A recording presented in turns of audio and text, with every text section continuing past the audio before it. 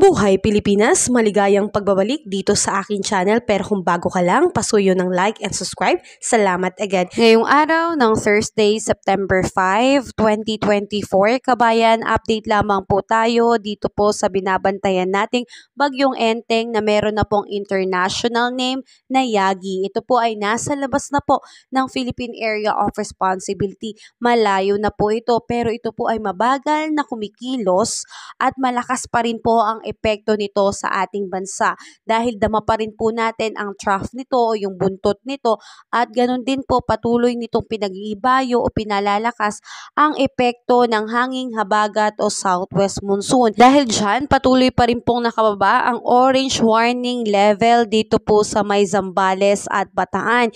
Ingat pa rin po tayo dahil madalas pa rin po ang pag-uulan na magdudulot po ng pagbaha.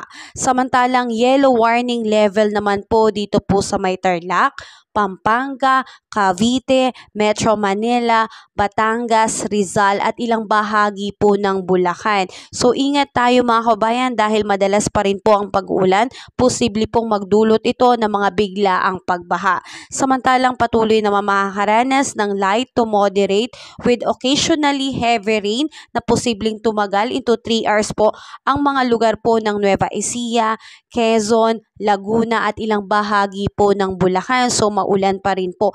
Ingat tayo mga kababayan.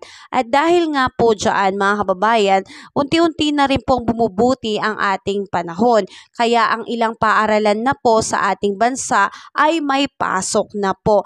Pero ang ilang bahagi po ng ating bansa na apektado pa rin po ng trough ng LPA at malakas na pag-ulan dulot ng hanging habagat ay patuloy pa ring suspendido ngayong araw ng September 5, 2024. Kaya pwede nyo pong bisitahin ang mga FB page po sa inyong kanya-kanyang LGU para ma-check po ngayon kung may pasok ba sa inyong paaralan o wala. Mas mainam na po na tayo po ay sigurado. So, ang pagdideklara po ng suspension ng klase ay nakadepende na po yan sa inyong mga LGU, lalo na kung naka-yellow warning po ang inyong mga lugar. Samantalang dahil din po sa epekto nitong southwest monsoon, asahan po natin na magiging makulimlim at maulan po ang panahon dulot po ng trough ng LPA dito po sa may Cordillera Administrative Region kasama ang Cagayan, Ilocos Norte at Ilocos Sur. Dahil din po sa pag-ibayo o paglakas ng southwest monsoon, apektado pa rin po ang Pangasinan, Zambales, Bataan at Occidental Mindoro. So ingat tayo mga kababayan dahil posible po ang pagkakaroon ng mga biglaang pagbaha and landslide lalo na po kung magiging malakas po ang buhos ng ulan. Samantalang dito naman sa may Metro Manila, La Union, Cavite, Batangas, Rizal, Laguna, Oriental Mindoro, Northern Palawan and the rest of Luzon. Dahil po sa southwest monsoon, makakaranas po ng occasionally rain po. Dahil dyan, posible pa rin po ang pagkakaroon ng mga flash flood and landslide due to moderate to heavy rain po yan. At dito naman po sa may Quezon, Marinduque and Romblon, asahan din po ang pagkakaroon ng makulimlim na kalangitan na may kalat-kalat na pag-ulan, dulot po yan na itong southwest monsoon. Nariyan pa rin po ang banta ng pagkakaroon po ng flash flood and landslide.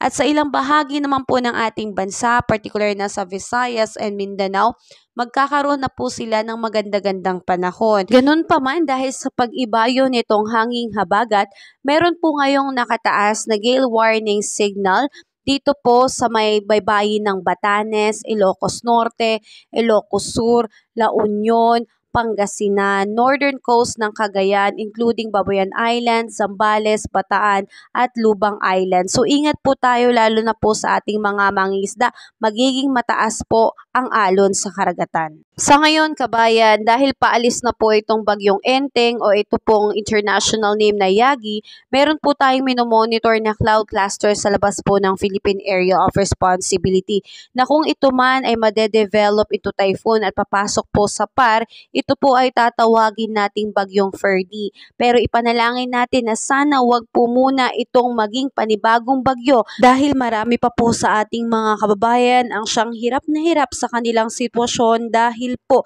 sa naging malaking epekto ng bagyong Enteng sa kanilang kabuhayan, bahay at sa lipunang kanilang kinabibilangan. So ipanalangin natin kabayan na sana wala po munang bagyong papasok ngayong buwan. Kabayan, kung nakatulong sa iyo ang video na to, huwag mo namang kalimutang mag-like and subscribe at pasuyo na rin po, pahit na rin po ng notification bell para updated ka sa mga susunod ko pang weather update. Muli, maraming salamat, ingat, God bless po kabayan.